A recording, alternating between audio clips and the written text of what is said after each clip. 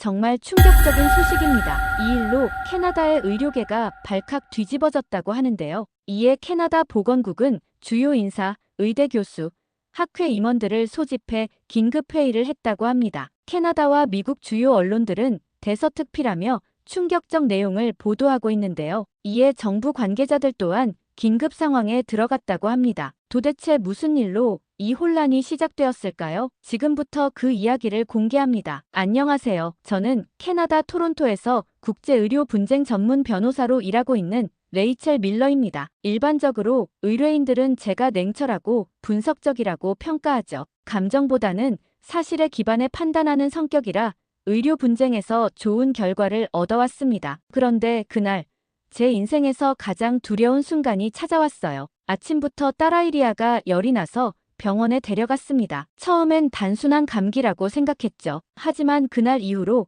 우리 가족의 삶은 완전히 달라졌습니다. 의사의 표정이 어두워지며 심각한 이야기를 해야겠다고 했어요. 심장이 빠르게 뛰기 시작했습니다. 의사가 건넨 진단서에는 희귀자가 면역 질환이라는 단어가 적혀 있었죠. 순간 숨이 멎는 것 같았어요. 현재로선 캐나다 내에서 치료 방법이 없다고 했습니다. 그날 이후 일주일 동안 미국과 유럽의 모든 유명 병원에 연락했어요. 하지만 답변은 모두 같았습니다. 아직 이 질환에 대한 치료법이 개발되지 않았다는 거죠. 절망감에 빠져있던 그때 한 동료가 정보를 가져왔습니다. 한국에서 이 질환에 대한 임상시험을 하고 있으며 꽤 좋은 결과가 나오고 있다는 소식이었어요. 그 순간 제 온몸이 얼어붙었습니다. 그곳은 제가 15년 전에 동생 에릭을 잃은 곳이었어요. 우리 가족이 한국 여행 중 에릭이 갑자기 고열로 쓰러졌고 현지 병원에 입원했죠. 하지만 의료 대응이 미숙했고 결국 에릭은 돌아오지 못했습니다. 그 이후로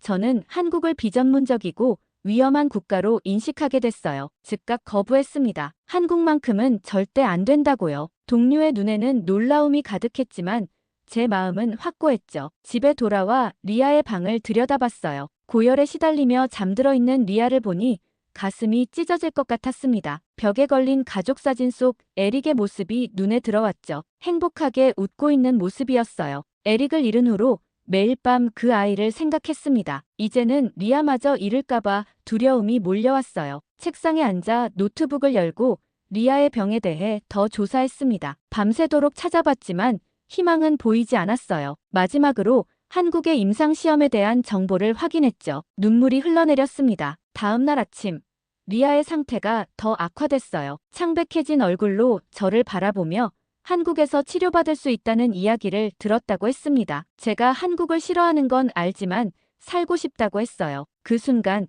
제 마음속 벽이 조금씩 무너지기 시작했습니다. 제 고집으로 인해 딸이 희생될 수는 없었죠. 복잡한 감정이 밀려왔어요. 오랜 시간 가슴속에 품어온 분노와 한국에 대한 편견, 그리고 딸을 살려야 한다는 절박함이 충돌했습니다. 창밖으로 눈이 내리고 있었어요. 토론토의 겨울은 항상 춥고 길었죠. 창가에 서서 눈 내리는 모습을 바라보며 생각했습니다. 만약 에릭이 살아있다면 뭐라고 말했을까요? 아마 리아를 살려야 한다고, 과거는 과거일 뿐이라고 했을 겁니다. 딸의 병은 급속도로 진행됐어요. 병원 침대에 누워있는 리아의 모습을 보고 있자니 가슴이 찢어졌습니다. 의사들은 더 이상 할 수 있는 것이 없다고 했죠. 마지막 희망은 한국의 임상시험 뿐이었어요. 리아가 그 나라가 싫어도 살게 해달라고 했습니다. 그 말은 제 가슴을 파고들었어요. 눈물을 삼키며 결심했습니다. 아무리 한국에 대한 트라우마가 있더라도 딸의 생명이 더 중요했죠. 한국에 가기로 했어요.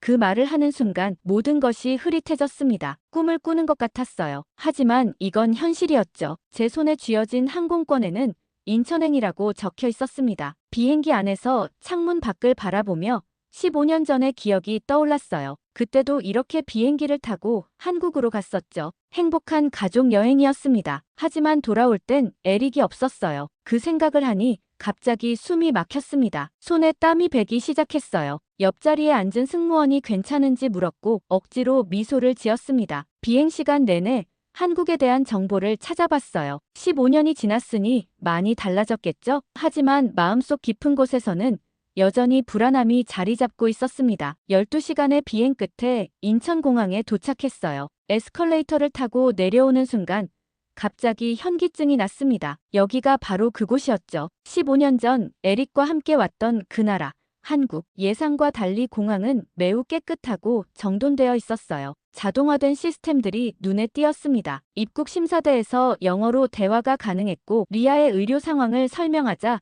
직원이 특별 안내를 해주었죠. 의료 관광객을 위한 특별 통로가 있다며 이쪽으로 오라고 했어요. 이건 제가 기억하는 한국과는 달랐습니다. 15년 전에는 영어로 소통하기 어려웠고 시스템도 복잡했었죠. 하지만 지금은 모든 것이 체계적으로 보였어요. 공항에서 나와 택시를 탔습니다. 기사님은 영어를 어느 정도 할 수 있었고 친절했어요. 서울로 가는 길, 창밖으로 보이는 풍경이 너무 달라 놀랐습니다. 고층 빌딩들과 첨단 기술의 흔적이 곳곳에 보였죠. 택시 기사가 서울이 많이 변했냐고 물었어요. 15년 전에 왔었다고 했더니 많이 발전했다며 특히 의료기술은 세계 최고 수준이라고 했습니다. 그 말을 들으며 속으로 생각했어요. 정말 그럴까? 15년 전 내 동생을 구하지 못했던 그 나라가. 호텔에 도착해 짐을 풀고 리아를 침대에 눕혔습니다. 리아는 여행의 피로로 금방 잠들었어요. 창가에 서서 서울의 야경을 바라봤죠. 반짝이는 도시의 불빛들이 마치 별처럼 빛나고 있었습니다. 다음 날 아침 병원으로 향했어요. 긴장으로 손이 떨렸습니다. 병원 앞에 서서 깊은 숨을 들이마셨죠. 이게 옳은 결정일까? 마음속으로 수없이 물었어요. 리아가 함께 하겠다며 제 손을 꼭 잡았습니다. 병원 로비는 밝고 현대적이었어요. 접수 데스크에서 영어로 소통이 가능했고 의료 관광객을 위한 전담 직원이 있었습니다. 모든 것이 체계적으로 돌아가는 것처럼 보였죠. 윤지호 박사가 곧 만날 예정이라며 임상시험에 관한 모든 정보를 설명해 줄 거라고 했어요. 임상시험이라는 말에 가슴이 조여왔습니다. 실험용 쥐처럼 우리 딸을 대할 건가 불안한 마음이 커졌어요. 대기실에 앉아 주변을 둘러봤습니다. 다양한 국적의 사람들이 있었어요. 미국, 유럽, 심지어 아프리카에서 온 듯한 사람들도 보였습니다. 모두 같은 이유로 이곳에 온 것일까? 우리처럼 마지막 희망을 찾아서. 간호사가 다가와 검사를 위해 리아를 데려갔어요. 홀로 남겨진 저는 주변을 더 자세히 살펴봤습니다. 벽에 걸린 상장들과 인증서들이 눈에 들어왔어요. 대부분 영어로 되어 있었고 국제적인 의료기관으로부터 받은 것들이었습니다. 한 코너에는 첨단 의료 장비의 모형이 전시되어 있었어요. 이것이 한국의 의료 기술인가? 15년 전과는 확실히 달라 보였습니다. 리아가 검사를 받는 동안 저는 병원 복도를 걸었습니다. 흰 벽과 깨끗한 바닥, 조용히 움직이는 의료진들. 표면적으로는 어느 선진국 병원과 다를 바 없어 보였어요. 하지만 제 마음속에는 15년 전의 기억이 생생했습니다. 그때 에릭이 입원했던 병원 복도를 걷던 기억이 떠올랐어요. 당시에는 번잡했고 의사소통도 어려웠으며 모든 것이 혼란스러웠죠. 에릭의 상태가 악화되어도 제대로 대응하지 못했던 그 병원. 갑자기 가슴이 조여오며 숨이 막혔습니다. 괜찮으세요? 지나가던 간호사가 물었어요. 깊은 숨을 들이마시고 괜찮다고 대답했습니다. 하지만 지금 이 순간에도 에릭이 숨을 거두던 그날의 공포가 생생하게 느껴졌습니다. 복도 끝에서 의사 가운을 입은 남성이 다가왔어요. 40대 중반으로 보이는 그는 친절한 미소를 지으며 인사했습니다. 밀러 씨, 만나서 반갑습니다. 저는 윤지호 박사입니다. 그의 유창한 영어에 놀랐어요. 악수를 하는 그의 손은 따뜻했습니다. 진료실로 안내받아 들어갔죠. 깔끔하게 정리된 책상 위에는 리아의 검사 결과지가 놓여 있었어요. 윤지호 박사는 리아의 상태에 대해 자세히 설명했습니다. 의학 용어를 쉽게 풀어서 설명해주는 모습이 인상적이었어요. 그런데 갑자기 그가 서랍에서 낡은 파일 하나를 꺼냈습니다. 밀러 씨, 이것을 보여드리고 싶습니다. 파일을 열자 15년 전 에릭의 의료 기록이 있었어요. 놀라움을 감추지 못했습니다. 어떻게 이걸? 윤지호 박사의 표정이 진지해졌어요. 15년 전 저는 그 병원의 인턴이었습니다. 에릭의 사망 소식을 들었을 때 제가 할 수 있는 게 아무것도 없었다는 사실이 너무 괴로웠어요. 충격으로 말을 잇지 못했습니다. 그 인턴이 지금은 이 최첨단 병원의 책임자가 되어 있다니요. 세상이 좁다는 건 알았지만 이렇게까지 운명적으로 다시 만나게 될 줄은 상상도 못했어요. 그때는 정말 미안했습니다. 우리 의료 시스템이 외국인 환자를 제대로 케어하지 못했어요. 특히 희귀 질환에 대한 대응 체계가 미흡했죠. 윤지호 박사의 진심 어린 사과에 마음이 복잡해졌습니다. 15년간 가슴속에 품어온 분노가 조금씩 흔들리기 시작했어요. 왜 이걸 보여주시는 거죠? 과거의 실수를 인정하고 그것을 바탕으로 발전했다는 것을 보여드리고 싶었습니다. 에릭의 사망 이후 저는 그와 같은 희귀 질환 연구에 평생을 바쳤어요. 윤지호 박사는 에릭의 증상과 리아의 증상이 유사한 점이 있다고 설명했습니다. 그가 연구해온 치료법이 리아에게 도움이 될 수 있다고 했어요. 참 아이러니한 상황이었습니다. 제 동생을 죽게 한 그 시스템이 이제는 제 딸을 살릴 수도 있다니. 저희가 임상시험 중인 치료법은 95% 이상의 성공률을 보이고 있습니다. 물론 위험이 전혀 없다고 말씀드릴 순 없지만 지금 리아의 상태를 고려하면 시도해볼 가치가 있어요. 믿어야 할지 망설여졌습니다. 하지만 윤지호 박사의 눈빛에서 진정성이 느껴졌어요. 그는 단순히 의사로서가 아니라 과거의 실수를 만회하고자 하는 인간으로서 저에게 말하고 있었습니다. 밀러 씨, 저희가 얼마나 바뀌었는지 직접 보여드리고 싶습니다. 실험실을 안내해 드릴게요. 윤지호 박사를 따라 실험실로 향했습니다. 유리문을 열고 들어가자 첨단 장비들이 즐비했어요. 젊은 연구원들이 바쁘게 움직이며 연구에 몰두하고 있었습니다. 이곳은 저희 병원의 심장부입니다. 전 세계에서 온 연구원들과 함께 새로운 치료법을 개발하고 있어요. 실험실 한쪽에 있는 대형 스크린을 가리키며 윤지호 박사가 설명을 이어갔습니다. 그곳에는 복잡한 데이터와 그래프들이 표시되어 있었어요. 리아의 검사 결과를 화면에 띄우자 인공지능 시스템이 자동으로 분석을 시작했습니다. 놀라운 속도로 데이터를 처리하더니 몇 분 만에 최적의 치료 방법을 제시했어요. 이것이 저희의 AI 기반 치료 예측 시스템입니다. 전 세계에서 유일하죠. 환자의 모든 생체 데이터를 분석해서 가장 효과적인 치료법을 찾아냅니다. 윤지호 박사는 진지한 표정으로 이야기를 이어갔습니다. 그때 저희가 부족했어요. 그래서 지금까지 이 기술을 연구해왔습니다. 인공지능 기반 치료 예측 시스템을 시연해주는 동안 저는 숨을 죽이고 지켜봤어요. 윤지호 박사의 말에 따르면 이 시스템은 전 세계에서 유일하다고 했습니다. 캐나다와 미국의 시스템보다 3배 빠른 분석 정확도라니 솔직히 믿기 어려웠어요. 잠깐만요.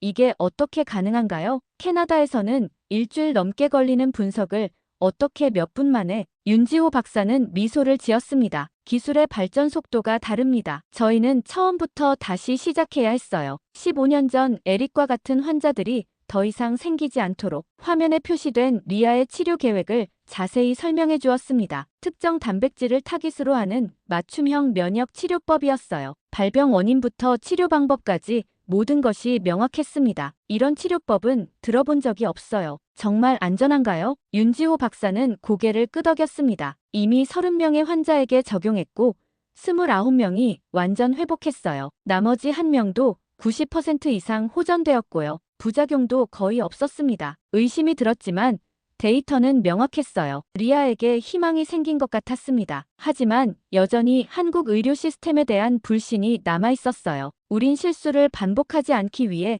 15년을 걸었습니다. 윤지호 박사의 이 말이 제 마음을 흔들었습니다. 모든 사람은 실수를 합니다. 하지만 그 실수로부터 배우고 발전하는 것, 그것이 진정한 성장이 아닐까요? 다른 연구원들이 리아의 치료에 대해 열정적으로 토론하는 모습을 보며 생각했어요. 이들은 단순히 직업으로서가 아니라 사명감을 갖고 연구하는 듯 했습니다. 치료 준비가 마무리되고 리아는 특별 격리 병실로 옮겨졌습니다. 첨단 장비들이 갖춰진 병실은 마치 우주선 내부 같았어요. 모든 것이 자동화되어 있었고 24시간 모니터링 시스템이 가동되고 있었습니다. 이 정도로 첨단 시스템이라니 캐나다에서는 볼 수 없는 수준이에요. 제 말에 윤지호 박사는 겸손하게 미소 지었습니다. 저희도 아직 배우는 중입니다. 하지만 적어도 옳은 방향으로 나아가고 있다고 믿어요. 치료가 시작되고 첫날 리아의 상태는 크게 변하지 않았습니다. 밤새 병실에서 리아 곁을 지키며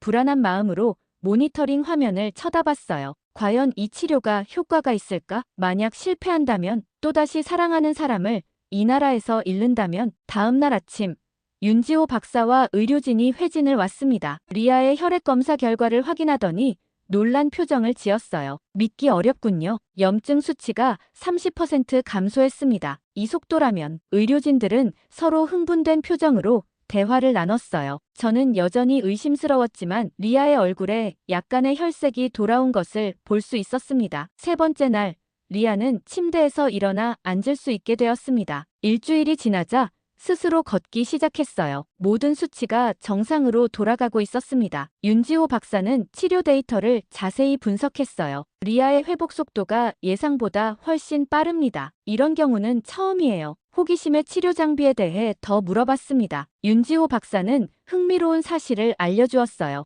이 장비의 핵심은 특수 전력 시스템입니다. 초정밀 전기 신호를 몸에 전달하는데 이 신호의 안정성이 중요해요. 한국 배터리 기술이 이를 가능하게 했죠. 배터리요? 단순히 의료장비 전원이 전부라고요? 윤지호 박사는 고개를 저었습니다. 그것보다 훨씬 더 복잡합니다. 이 배터리는 나노 기술이 적용된 특수 제품이에요. 초미세한 전류 변화까지 제어할 수 있죠. 이게 치료의 핵심입니다. 제가 아는 한국은 이런 첨단 기술을 가진 나라가 아니었어요. 내 고정관념이 흔들리기 시작했습니다. 윤지호 박사는 제 표정을 읽은 듯 했어요. 그럼 가보시죠. 당신이 아는 그 한국은 아닙니다. 리아의 상태가 안정된 후 윤지호 박사는 특별한 제안을 했습니다. 치료에 사용된 기술의 발원지를 방문해보지 않겠냐고 했어요. 호기심이 생겼습니다. 어떻게 이런 첨단 의료 기술이 발전할 수 있었는지 직접 확인하고 싶었어요. 리아는 의료진의 보살핌 아래 병원에 남겨두고 윤지호 박사와 함께 잠시 병원을 떠났습니다. 첫 목적지는 판교라는 곳이었어요.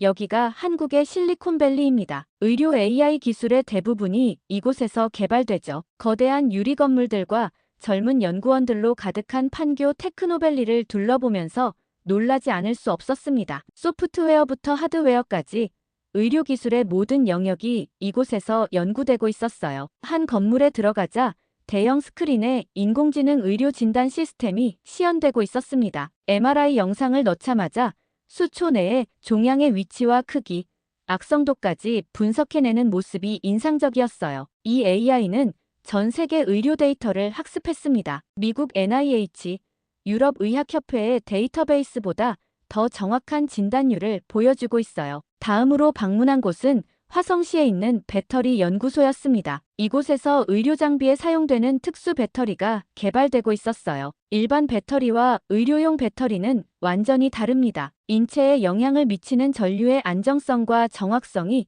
생명과 직결되거든요. 연구소의 책임자는 특수 배터리가 어떻게 리아의 치료에 활용되었는지 설명해 주었어요. 나노 단위의 정밀한 전류 제어가 면역 세포를 활성화시키는데 결정적인 역할을 했다고 합니다. 우리는 이제 기술이 아닌 생명을 수출하고 있습니다. 이 말이 제 마음에 깊이 와닿았어요. 단순한 제품이 아니라 인간의 생명을 살리는 기술. 15년 전 한국에서 느꼈던 실망과 분노가 조금씩 희미해지기 시작했습니다. 마지막으로 울산의 대규모 에너지 저장 시스템 단지를 방문했어요. 거대한 배터리 시설이 늘어서 있는 모습은 압도적이었습니다. 이곳에서 생산되는 에너지가 전국의 병원과 의료시설에 안정적으로 공급되고 있었어요. 아무리 좋은 의료 장비도 안정적인 전력 없이는 무용지물입니다. 우리는 그것을 15년 전 대규모 정전 사태를 겪으며 깨달았죠. 그 말을 듣는 순간 15년 전의 기억이 떠올랐습니다. 에릭이 입원해 있을 때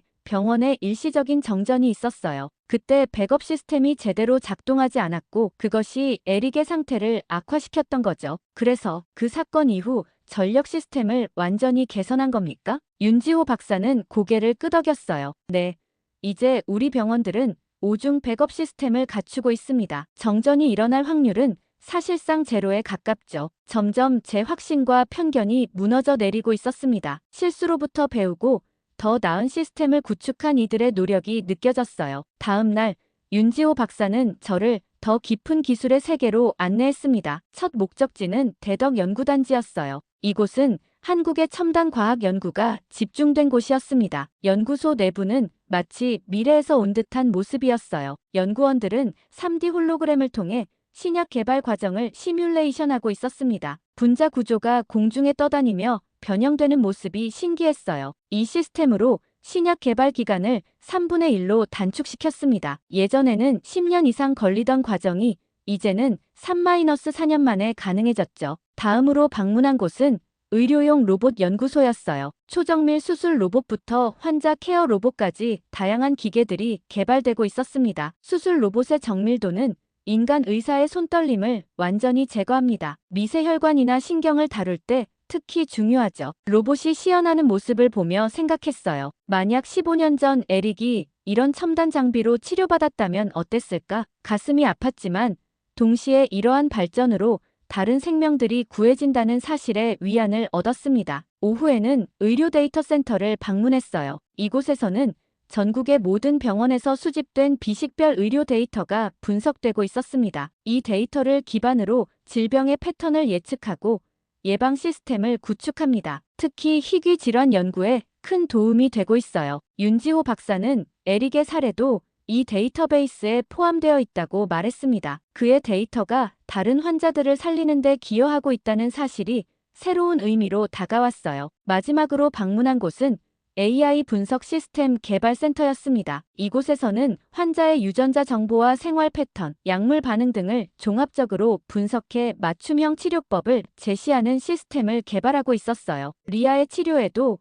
이 시스템이 적용되었습니다. 일반적인 치료법이 아닌 리아의 DNA에 맞춤화된 방식으로요. 그제서야 리아의 회복이 왜 그렇게 빨랐는지 이해할 수 있었습니다. 모든 것이 리아만을 위해 최적화된 치료였던 거예요. 하루 종일 여러 연구시설을 둘러보면서 한국 의료기술의 발전상을 직접 목격했습니다. 이것은 제가 15년 동안 마음속에 그려왔던 한국의 모습과는 너무 달랐어요. 제 편견이 얼마나 잘못되었는지 깨닫기 시작했습니다. 저녁에 윤지호 박사와 식사를 하며 솔직한 대화를 나눴어요. 솔직히 말하면 처음에는 한국에 오기 싫었습니다. 오랜 시간 동안 이곳을 원망했거든요. 윤지호 박사는 이해한다는 듯 고개를 끄덕였어요. 당연한 감정입니다. 우리가 에릭에게 최선을 다하지 못했으니까요. 하지만 이제는 달라진 것 같아요. 여러분이 얼마나 발전했는지, 그리고 그 발전이 단순한 기술이 아닌 사람을 위한 것이라는 점에 감동받았습니다. 윤지호 박사의 눈에 진심 어린 감사의 빛이 스쳤어요. 그는 15년간 이러한 변화를 이끌어온 일원이었고 누군가가 그것을 알아봐 준다는 것이 의미 있었을 겁니다. 우리는 과거의 실수에서 배웠습니다. 에릭과 같은 환자들이 더 이상 생기지 않도록 최선을 다하고 있어요. 다음 날 윤지호 박사는 특별한 장소로 저를 안내했습니다. 대전 외곽에 위치한 방산 연구소였어요. 처음에는 의아했습니다. 의료기술과 군사기술이 무슨 관련이 있을까요? 의외로 생각하실 수 있지만 저희 의료기술의 많은 부분이 방산기술과 연결되어 있습니다. 보안 절차를 거쳐 연구소에 들어갔습니다. 내부에는 다양한 군사 장비의 모형과 실제 작동하는 시스템들이 전시되어 있었어요. 놀랍게도 리아의 치료에 사용된 장비와 유사한 디자인의 군사 장비를 발견했습니다. 우린 민간의 실수를 군사에 적용했고 그 군사의 정확성을 다시 민간으로 되돌렸습니다. 윤지호 박사는 K9 자주포와 K2 전차 등을 예로 들며 설명했어요.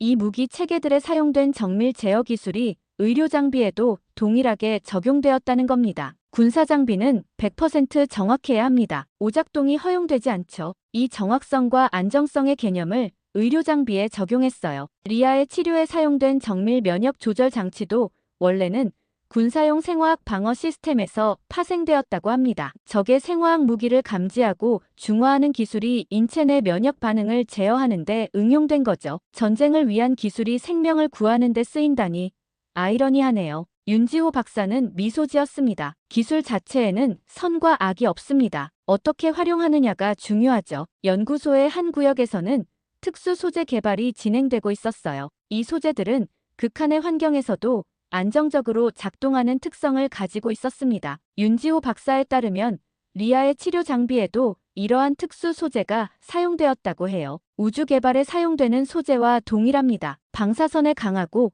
온도 변화에도 안정적이죠. 모든 것이 연결되어 있다는 사실이 놀라웠어요. 군사, 우주, 의료기술이 서로 영향을 주고받으며 발전해왔다니 한 분야의 혁신이 다른 분야에도 파급 효과를 일으키는 모습이 인상적이었습니다. 연구소를 나오는 길에 한 전시관에 들렀습니다. 그곳에는 한국 의료기술의 발전사가 전시되어 있었어요. 1950년대 한국 전쟁 당시의 열악한 의료 환경부터 현재의 첨단 의료 시스템까지 그 발전 과정이 생생하게 담겨 있었습니다. 한 코너에는 15년 전 제가 경험했던 것과 같은 의료사고 사례들이 있었어요. 그리고 그 옆에는 이러한 사고들을 바탕으로 개선된 시스템에 대한 설명이 있었습니다. 실패로부터 배우고 성장한 역사가 고스란히 담겨 있었어요. 갑자기 눈물이 차올랐습니다. 15년 전 내 동생을 잃게 만든 그 시스템이 지금 내 딸을 살리고 있다. 윤지호 박사는 조용히 제 옆에 서 있었어요. 말없이 제 감정을 존중해주는 모습이 고마웠습니다. 에릭이 헛되이 떠난 게 아니었네요. 그의 죽음이 다른 이들의 생명을 구하는 변화를 만들어냈으니까요. 윤지호 박사는 고개를 끄덕였습니다. 에릭의 사례가 우리 의료 시스템을 혁신하는 계기가 되었어요. 그의 기록은 지금도 의대생들의 교육 자료로 사용됩니다. 그날 밤 호텔로 돌아오는 차 안에서 창밖을 바라보며 생각했어요. 15년간 품어온 원망과 분노가 조금씩 녹아내리는 느낌이었습니다. 미움이 용서로, 불신이 신뢰로 변해가는 과정이 감정적으로 복잡했지만 동시에 해방감도 느껴졌어요. 한국에서의 3주간 치료를 마치고 리아는 완전히 회복되었습니다. 모든 수치가 정상으로 돌아왔고 건강한 모습을 되찾았어요. 캐나다로 돌아가기 전날 윤지호 박사와 의료진들이 작별 인사를 위해 모였습니다. 밀러 씨, 리아의 회복은 저희에게도 큰 의미가 있습니다. 에릭을 구하지 못했던 아픔을 조금이나마 치유할 수 있었으니까요. 윤지호 박사는 리아의 치료 데이터를 USB에 담아주었어요. 캐나다의 의사들에게 전달하면 후속 관리에 도움이 될 거라고 했습니다. 이 기술을 캐나다에도 도입할 수 있다면 좋겠네요. 윤지호 박사는 희망적인 표정을 지었습니다. 그것이 저희의 바람입니다. 기술은 국경 없이 공유되어야 하니까요. 인천공항으로 가는 길 창밖으로 스쳐 지나가는 한국의 풍경을 바라봤어요. 3주 전과는 전혀 다른 감정으로 이 나라를 보게 되었습니다. 더 이상 분노와 원망의 대상이 아닌 존경과 감사의 대상으로요. 비행기에 탑승하기 전 리아가 제게 물었습니다. 엄마, 한국 이제 싫어하지 마. 나 그 사람들이 고쳐줬잖아. 아이의 순수한 말에 가슴이 따뜻해졌어요. 단순하지만 진실된 말이었습니다. 응, 엄마도 이제 한국을 다르게 보게 됐어. 토론토에 도착해서 일상으로 돌아왔습니다. 제 사무실로 돌아가니 여러 의뢰인들이 기다리고 있었어요. 그 중에는 캐나다 정부 관계자도 있었습니다. 그들은 한국의 의료기술에 대한 보고서를 작성해달라고 요청했어요. 보고서를 작성하면서 한국에서의 모든 경험을 돌아봤습니다. 처음에 두려움과 편견, 점차 변화하는 인식, 그리고 마침내 깨달은 진실까지 모든 과정이 하나의 여정처럼 느껴졌어요. 마지막 문장을 쓰면서 잠시 멈추고 생각했습니다. 에릭을 떠올리고 리아를 떠올리고 윤지호 박사와 모든 의료진들을 떠올렸어요. 그리고 최종 문장을 작성했습니다. 한국은 실패에서 배웠고 그 책임을 회피하지 않고 미래로 돌파해낸 유일한 나라입니다. 우리는 지금부터 그들과 협력해야 합니다. 이건 단순한 기술의 문제가 아닙니다. 인간 존엄의 문제입니다. 보고서를 제출하고 몇 주 후 캐나다와 한국 간의 의료기술 협력 프로젝트가 시작되었습니다. 제가 그 프로젝트의 법률 자문으로 참여하게 되었죠. 리아는 완전히 건강해져서 학교로 돌아갔어요. 가끔 책상 서랍을 열어 에릭의 사진을 바라봅니다. 이제는 슬픔보다 감사함이 더 크게 느껴져요. 에릭의 죽음이 수많은 생명을 구하는 변화의 씨앗이 되었으니까요. 어느 날 저녁 리아가 학교 숙제로 내 인생을 바꾼 경험이라는 주제의 에세이를 쓰고 있었습니다. 제가 무엇에 대해 쓰고 있냐고 물었더니 리아는 해맑게 웃으며 대답했어요. 한국에서의 경험이요. 그곳에서 병도 나았지만 엄마의 마음도 나아졌잖아요. 아이의 통찰력에 놀랐습니다. 그래요. 리아 말이 맞았어요. 한국은 리아의 몸뿐만 아니라 제 마음의 상처도 치유해 주었습니다. 15년간 품어온 미움을 내려놓고 새로운 시작을 할 수 있게 해주었죠. 이제 저는 매년 한국을 방문합니다. 윤지호 박사와 함께 국제 의료 분쟁 해결을 위한 가이드라인을 개발하고 있어요. 에릭이 떠난 그날처럼 비극적인 일이 다시는 일어나지 않도록 전 세계 의료 시스템이 서로 배우고 성장할 수 있게 돕고 있습니다. 때때로 인천공항에 도착할 때면 3년 전 처음 왔을 때의 두려움과 불안을 떠올립니다. 그리고 지금의 설렘과 기대감을 비교해보죠. 인생은 참 아이러니합니다. 한때 가장 가기 싫었던 나라가 이제는